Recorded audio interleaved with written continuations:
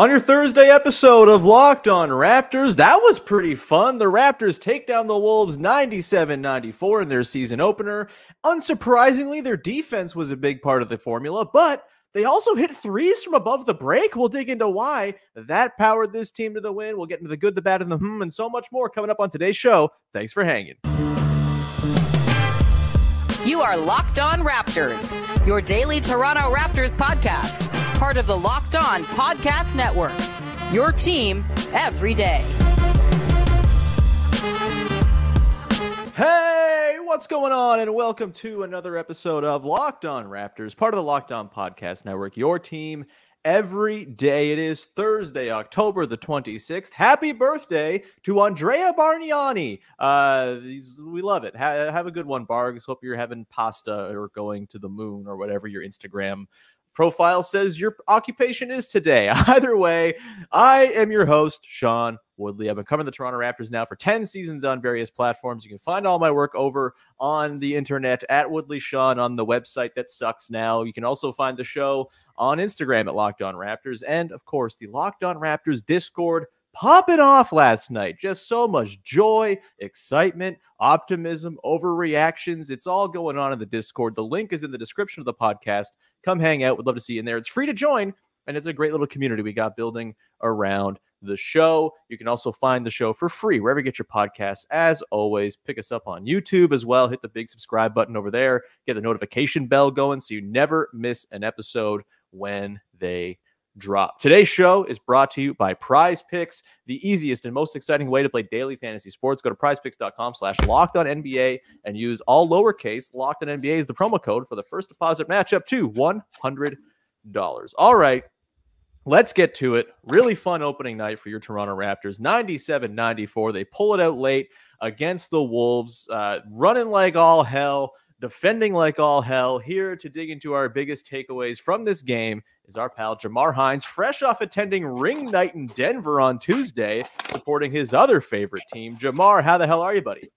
I'm doing pretty good, and it was a great little 3-day trip to Denver. I got a bunch of stuff, including the old school Nuggets guy. I forget what something the minor. I can't. Damn it. It's not off the top of my head, but that's cool. They didn't do replica rings like they did for the Raptors ring night. I still have mine over here. They didn't do replica rings, but I do have a replica trophy here. Hey. So we got one of these. I'll pull it out for a second. We got props today. You're gonna be watching the video for this. Oh, there we go. Little Larry O.B. It's cute. So I got one of those. But yeah, it was a hell of a trip. Never been there before, so it was really cool.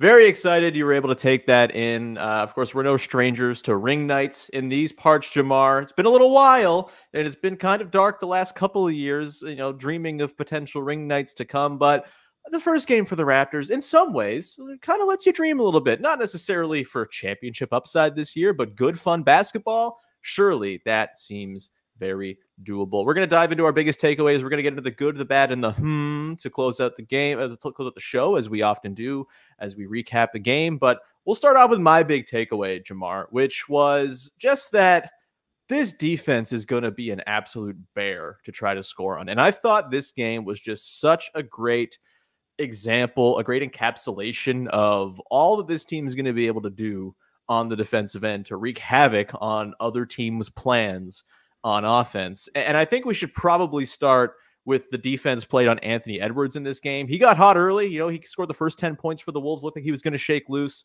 And then the Raptors really lock him down. 8 of 27 from the field in this one. 26 points on 27 field goal attempts. Got to the line just 6 times, which feels low for a guy of Anthony Edwards' stature and slashing ability. And I'm just going to drop this stat on you from the advanced box score from NBA.com.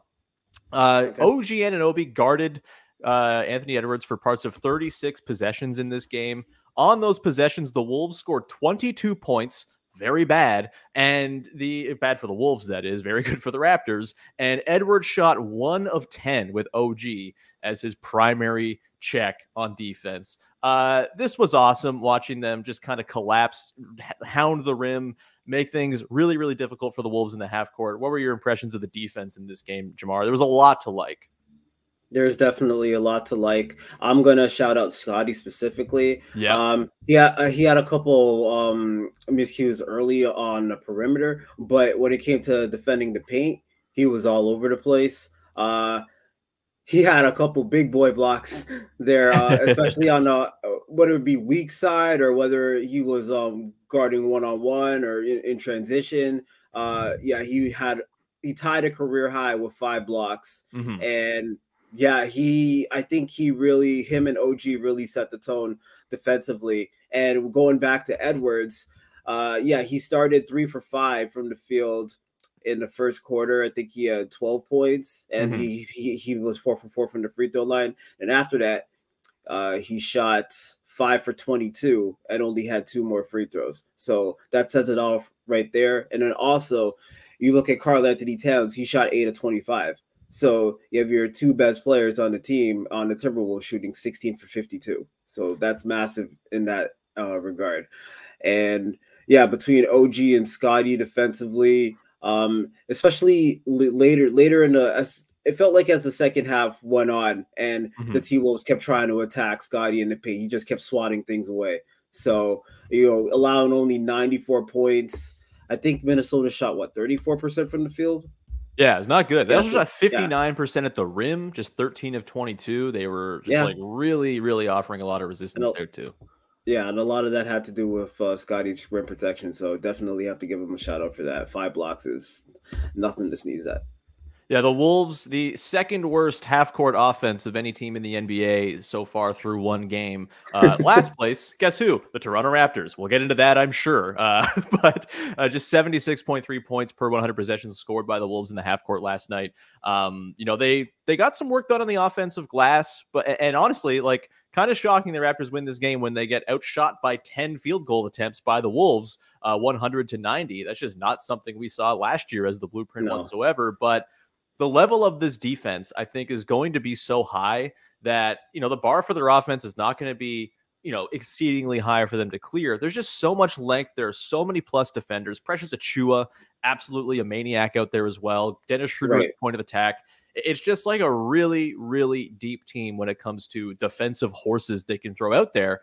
And for me, Jamar, the thing that I just kind of was really encouraged by with this defense, and the thing that I think this defense is going to be kind of known for, is it's going to be the thing from which all of the good on the offensive end flows. And there's going to be a very sort of, I think, symbiotic relationship between how the defense performs and how the team as a whole does. Like, I don't think there are going to be many games where the defense isn't cooking and the offense is going to be able to kind of find their stride and win even with a poor defensive performance. This team's going to have to trust in being one of the best defensive teams in basketball, and I think they have the personnel to do it.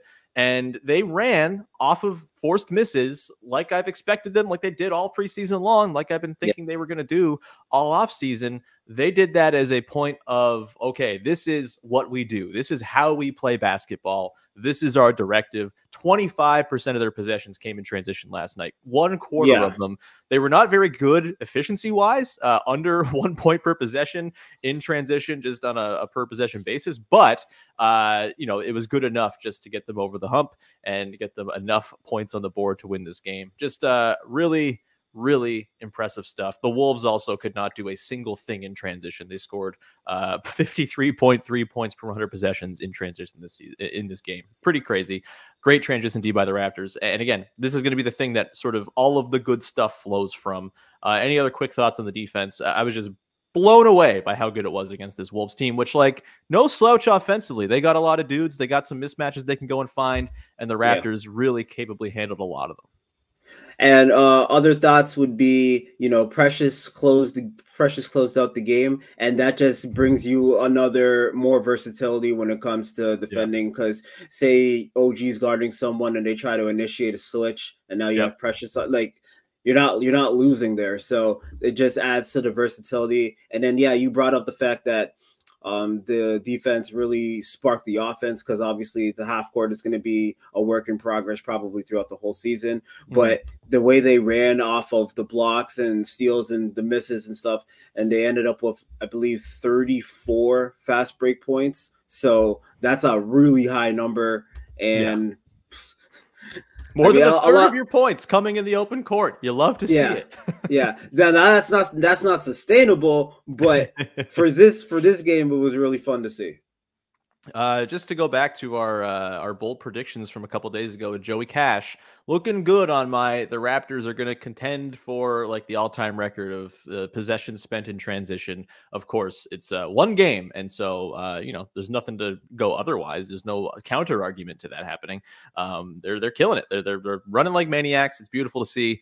We are going to come back on the other side and dig into something that is going to help buoy this team even further if it continues over the course of the season. Really promising signs in terms of above the break 3-point shooting that could really help this team clear the very low bar the offense will have to clear to make this team a positive team on the court. We'll get into that in just 1 second. Before we do that, however, I got to tell you about our good friends over at Ibotta. Look, maybe the holidays are coming up. Lots of stuff is on deck. You're going to have people over at your place. You got Thanksgiving if you're one of our American friends. You've got, of course, the holiday season coming up too. Turkey's great, but we all know the best part of a big family dinner is the sides. With Ibotta, you can make sure you get the whole family's favorite side dishes and the turkey, all while getting yourself some cash back. Starting November 1st, for the 4th year in a row, Ibotta is giving 100% cash back on your Thanksgiving feast.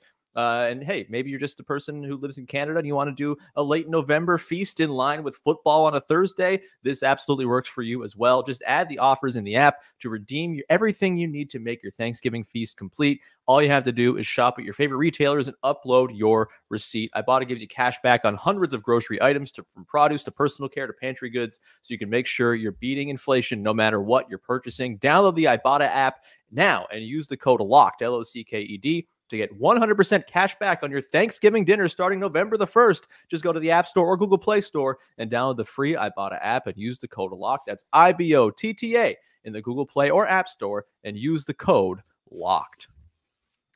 Today's show is also brought to you by our good friends over at Prize Picks, who are the single best place to go play daily fantasy sports. Anywhere, you gotta go check Prize Picks out. It's such a simple concept. All you gotta do is pick 2 to 6 players and whether they will get more or less than their Prize Picks projection in a given stat. And if you win on all those 6 players, you're gonna win up to 25 times your money on any entry. Of course, this is perfect for football season. If you're a daily fantasy football player, maybe your regular season is already dashed. Your team is injured. It's not good. You want to switch to the daily grind, and you can do that with Prize Picks. Just again, the Prize Picks projection for a player's stats, you say more or less. If you get it right, that's going to work in your favor to win yourself some scratch once it's all said and done. Go check out Prize Picks right now. They have quick withdrawals, easy gameplay, and an enormous selection of players and stat types. And it's all what makes Prize Picks the #1 daily fantasy sports app. Go to prizepicks.com/lockedonnba and use the code LOCKEDONNBA for a first deposit match up to $100. Again, that's prizepicks.com/lockedonnba. Use the code LOCKEDONNBA for a first deposit match up to $100. Prize Picks, daily fantasy sports made easy. All right, we continue on here with your first listen of the day. Juiced up after a Toronto Raptors season opening win over the Minnesota Timberwolves, who have now lost 19 straight games in Toronto, which is truly hilarious. This is a type of thing that used to happen to the Raptors all the time against Western Conference opponents. It's nice to have the tables turned once in a while with these prolonged losing streaks against an interconference team. Didn't they go like 18 years without beating the Warriors at the Spurs or something? Just crazy nonsense. Way in the past. The team is a different state now. It's beautiful to see. Jamar, the Spurs, I'm pretty sure, but yeah, the Spurs, yeah, that checks out. I think there were a few. Dallas might have been in there. Just hard times back in the day. We're removed from that now. It's beautiful to see. We also may be removed from the days of the Toronto Raptors bricking every single above the break 3 they take, Jamar. This was your biggest takeaway of the game. I will cede the floor to you. Why did the above the break 3s in this game tickle your fancy? Yeah, like you said, it's not something we're used to seeing going in. All last season, they struggled with that. The writing was on the wall in the preseason when they shot 24% from 3 last year, like as a whole.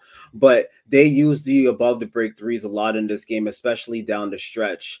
Dennis hit one when it was tied at 84. And then Dennis and Pascal worked a little 2-man game. Mm-hmm. After that, Pascal had 2 big 3s down the stretch. Pascal has struggled at the rim. I mean, it's Rudy Gobert did a lot of shot changing at the rim. A couple of those seemed like goaltending to me, but I'll let that go. But so he only ended up being 5 of 17 overall. But those above the break threes were huge down the stretch. You saw OG make a couple of them, and also OG talked about adding a little bit of a new wrinkle to his offensive game where it's not just off catch and shoot situations. Yeah. He was doing a little bit of screen usage to like step back or just a little bit more variety of getting off the three as opposed to just, your one-dimensional catch and shoot. So if he can do a little bit of that off the dribble, then that's only adding a positive and more versatility to the offense. But I don't know if you have the numbers exactly on how many threes they made in this game over above the break. I do. Okay, what are they? The Raptors in this game per clean the glass shot 11 of 25 on non-corner threes. That is okay. So that's awesome. Substantial. That's awesome. Yeah. 40% overall, but 44% on above the break threes. So you get those feel like a little bit of a bonus to me. You'll see how consistent that can be. But between Dennis and Pascal and OG, there was a lot of those threes dropping in, and like I said, a lot of the points down the stretch were from those areas. So that was a big takeaway for me, especially on a night where they didn't look their best offensively in the half court. Yeah, and look, they're not going to go 11 of 25 from above the break every night. Right, they're also not going to go 1 for 19 on short mid-range shots, which they did in this game. That's like seemingly impossible that they did. They went 3 of 27 on all mid-range shots in this game. Wow. That's going to sort of bounce back. There will be some leveling off there, one would assume. The above the break threes, I mean, they've talked about this as a bit of a directive specifically for OG Anunoby. I think, Scotty Barnes as well. A lot of his threes have come kind of on the wings as a catch and shoot guy, creating from over there on sort of the second side. And Pascal, I mean, the one that really it encouraged me with the shooting last night was Pascal more than anybody else, right? Just because we know that there is 3-point shooting in his history. It's not been terribly even over the last couple seasons, but he played 34 minutes in this game. Just a total breath of fresh air, not having to see Pascal carry a massive 40-minute-a-night load. He had the fresh legs in the fourth quarter. Could he be something of a closer? And does this sort of pick and pop game with Dennis Schröder kind of replicate a lot of the stuff that's really worked with Pascal in the past? The Fred Pascal pick and pop, always very effective, always created a lot of good shots. And of course, the Kyle Lowry Pascal pick and pop, pick and roll was basically instant offense down the stretch of games back in 2019-20. I don't think Dennis Schröder is either of those guys, despite how awesome he was in this game. We'll get into that. But I think there's some potential there as sort of, hey, like we can kind of go to this bailout play late in games where we can kind of get Pascal those very easy in rhythm pick and pop threes. And that's really exciting. If he can hit those, like he's not going to go 3 of 5 every night from deep, but can he shoot 38%? I think that's totally on the table with a lessened load and more sort of focus put on him being a catch and shoot option as opposed to having to create everything for this team all the bloody time while also carrying a massive defensive burden as well. So really encouraged there. I was pretty shocked that Dennis Schröder put up 8 threes in this game. He's not going to go 4 of 8 every night, of course. And the catch and shoot is definitely where you want him taking those threes. The pull-ups, not so much. What were your impressions of Schröder? We can kind of get into the wider Schröder picture in this game because he was awesome, led the team in scoring. 22, 3, and 7. He was really assists. Effective. Yeah, exactly. Like really effective in this one. A couple kind of hairy possessions late where he kind of played a little hero ball that didn't quite work out, but it didn't come back to bite them because the defense was just so smothering. But impressions of Dennis Schröder in his Raptors debut.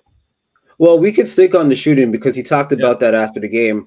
He talked about, putting an emphasis on his 3-point shot in FIBA when he was playing for Germany. He did have a couple of stinkers where I think he shot 0 for 8 and 0 for 7 in 2 different games for Germany from 3. But the rest of the tournament, he shot 50% from 3. So it's definitely been something he's been working on. I don't know. Pull up his numbers real quick in terms of threes he's average per his career game. average is 33.7% from deep.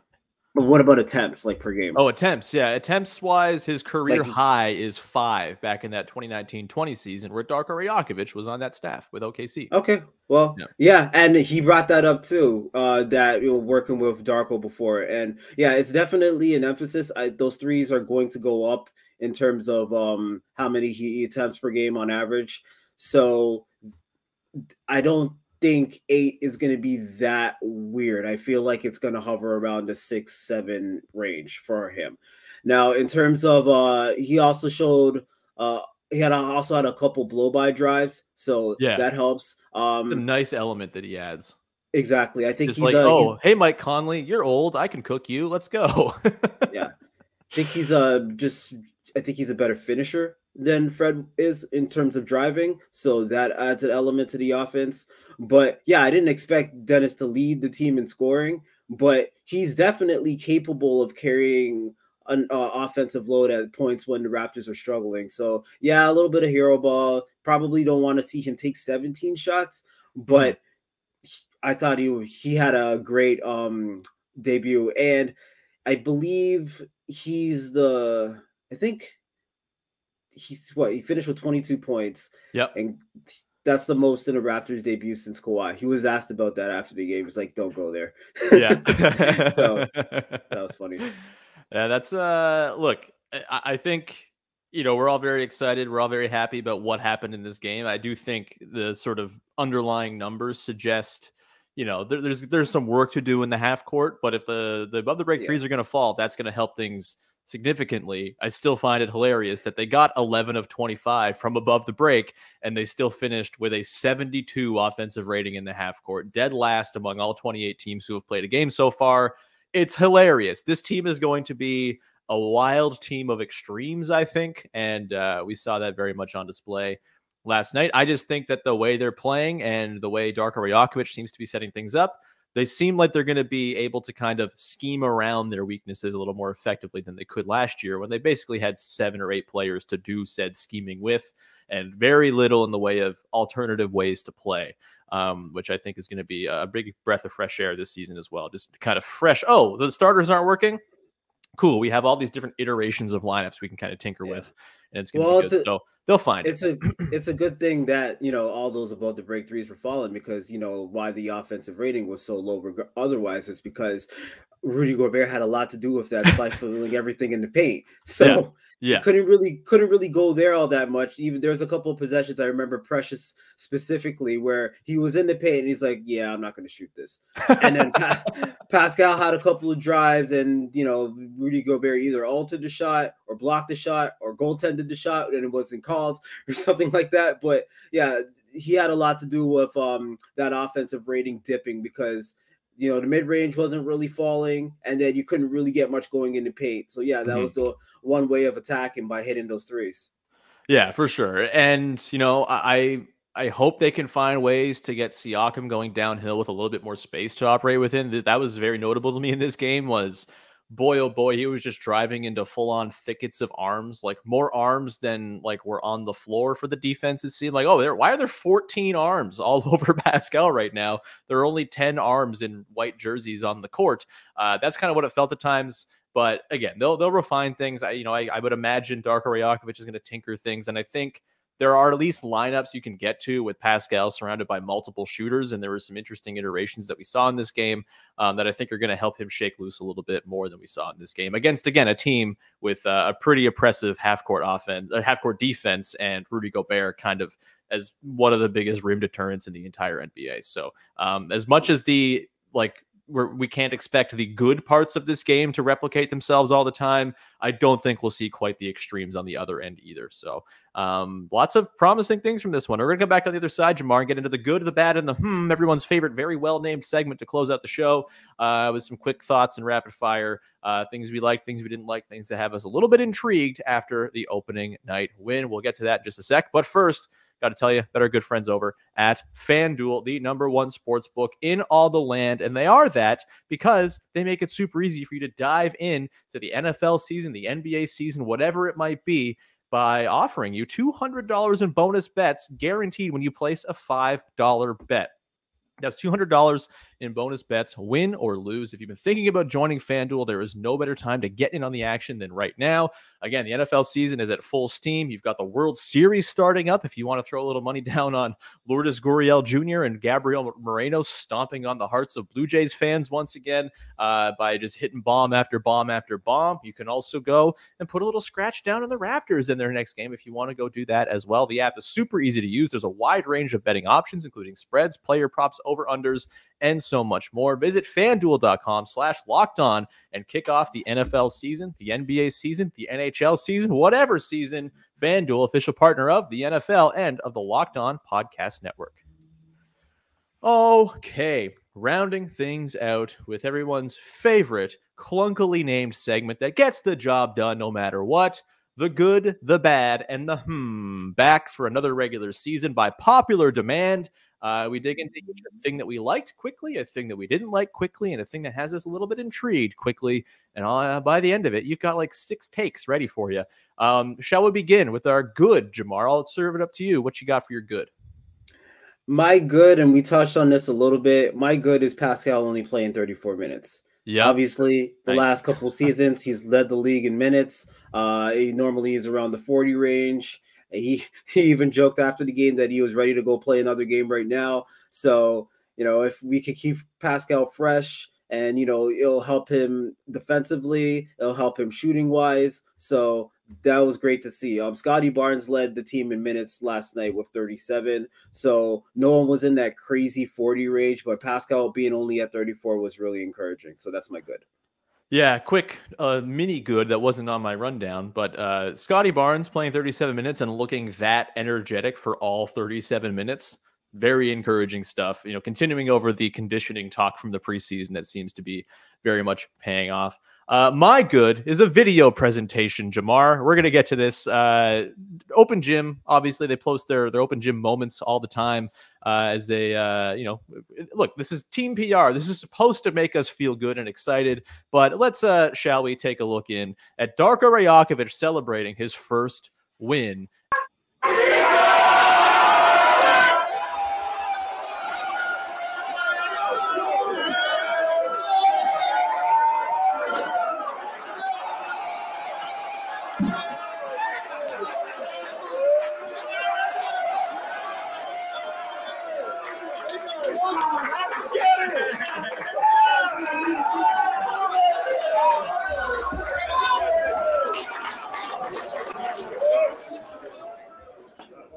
Winning is fun, okay?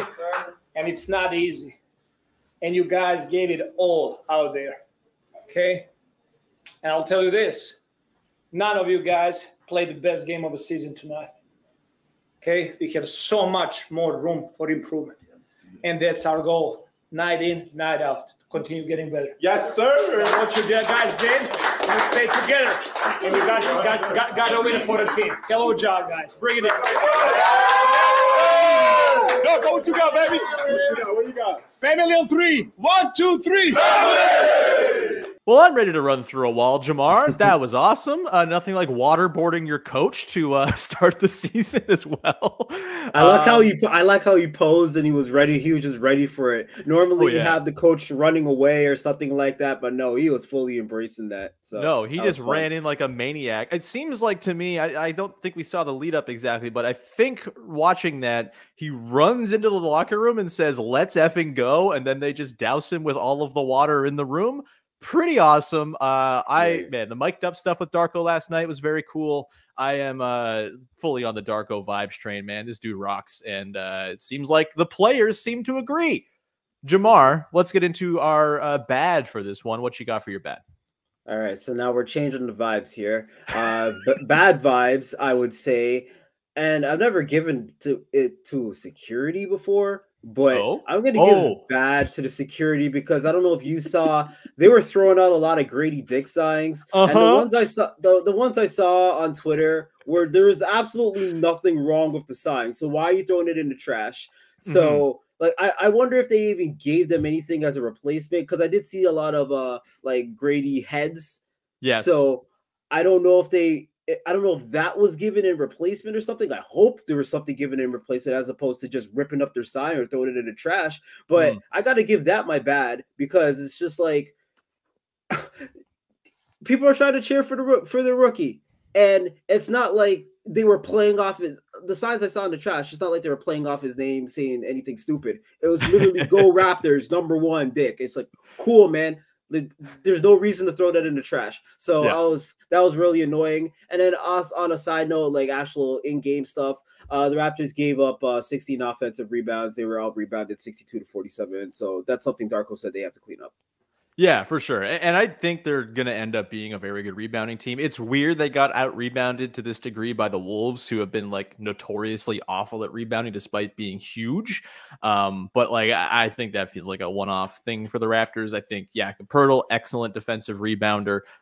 Some pretty good gang rebounding we saw from, Barnes, OG, Siakam, all of whom had 6 or more boards. Like, I think they'll be just fine in that department. They better be, because that's how they're going to fuel a lot of their transition game. But that's another sort of thing that I don't think is going to replicate itself all that often with the and look, the Wolves had a whole lot of misses in this game. The odds were they were going to collect a few of them. They missed 66 shots out of their 100 in this game. Not so good. So yeah, that's good. My bad is just I didn't love the bench rotation in this game. I would have liked to see a little bit more Grady Dick. I would have liked to have seen just what Chris Boucher looks like. Feels like he could have given him some pop. Just didn't seem like those bench looks had a ton of juice. With a lot of Malachi Flynn with a pretty rough performance for him. Just 3 points, 4 personal fouls, and a -14 in 10 minutes. You had, Precious Achiuwa was awesome. Grady, I think Gary Trent Jr., despite not being good statistically, I think did his purpose of, offering spacing and room for people to operate. Jalen McDaniels, not a ton in terms of scoring punch, a couple of nice passes to set up things and, good defense as well. I'm excited to see more Jalen McDaniels if he can start knocking those threes down. But and curious to see how Darko plays this. I don't think he's going to be super rigid and like set up a clear 10-man rotation from day one. Feels like the type of dude who's going to try to test some different things out, see what combinations work. I think that's probably the way to go.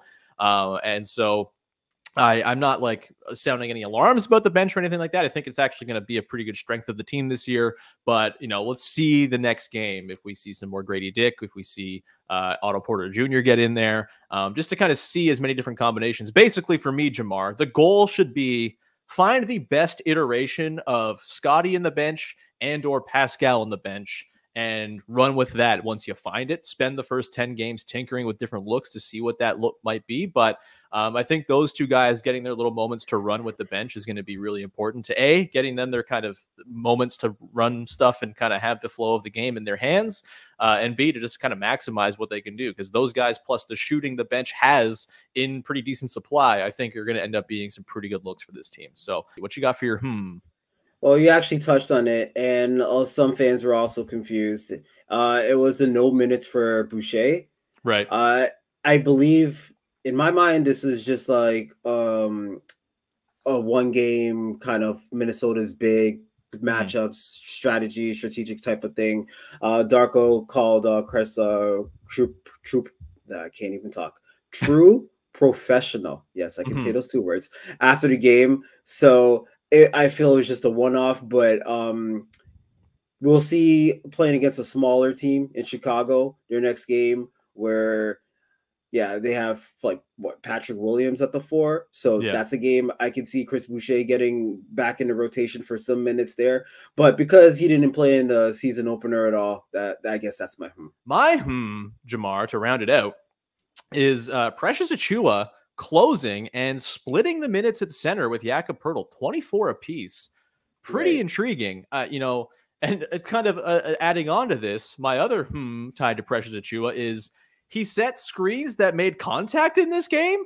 Okay, if he's going to do that, that's a game changer, because that opens him up as like a pick and roll lob threat. We saw him throw down the one where he was like 13 feet in the air to grab the ball and corral it and throw it down. I thought that one was too high, but he got it.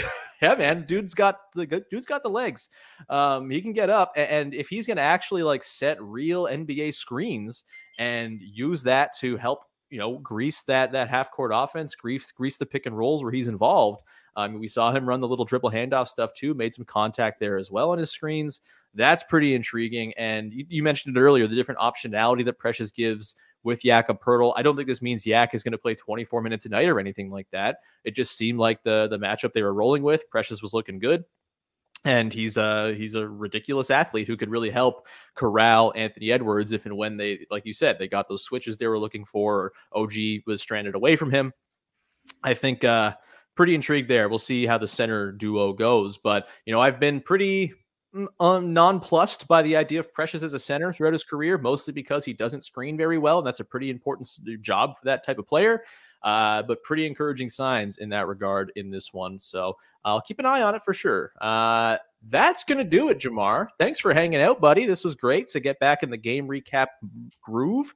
A little rusty with the format and remembering what the parts of the segments are called, but we'll get there. Anything you want to promote for the good people out there? Yeah, just follow my Twitter, Jamar BH. I have a recap coming for this game probably before this episode drops, so you can check that out on my my page on Raptors Republic, and you could follow all the writers there. A lot of good work's being put out there. We also had a watch party yesterday for the season opener, which we plan on doing annually. There are some prizes given out. I have a lot of props for this pod, so whoever's listening audio wise, I'm sorry, but this was my prize here. This little old school Raptors Build-A-Bear workshop, like hell yeah, the 00 Vince Carter era jersey. Kind of reminds me of Eric Montross. I did the whole greatest Raptors by number a couple months ago, so yeah, that was my instant reminder. But yeah, we need more purple on the Raptors, so here we go. That was my prize. But yeah, that was a fun event, and we plan on doing that again next season opener. So yeah.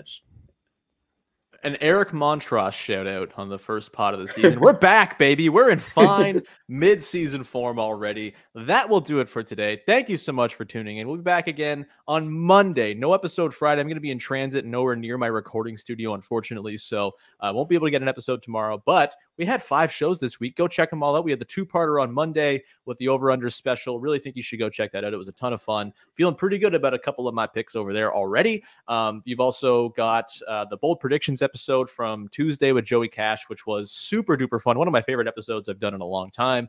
And then we talked about Halloween yesterday with Katie, which was a blast as well. Thanks for rocking with us this week. We'll be back again on Monday. Have yourself a wonderful weekend. Enjoy the games over the weekend against the Bulls and Sixers. We'll talk about them on Monday. Thanks so much for hanging. Bye-bye.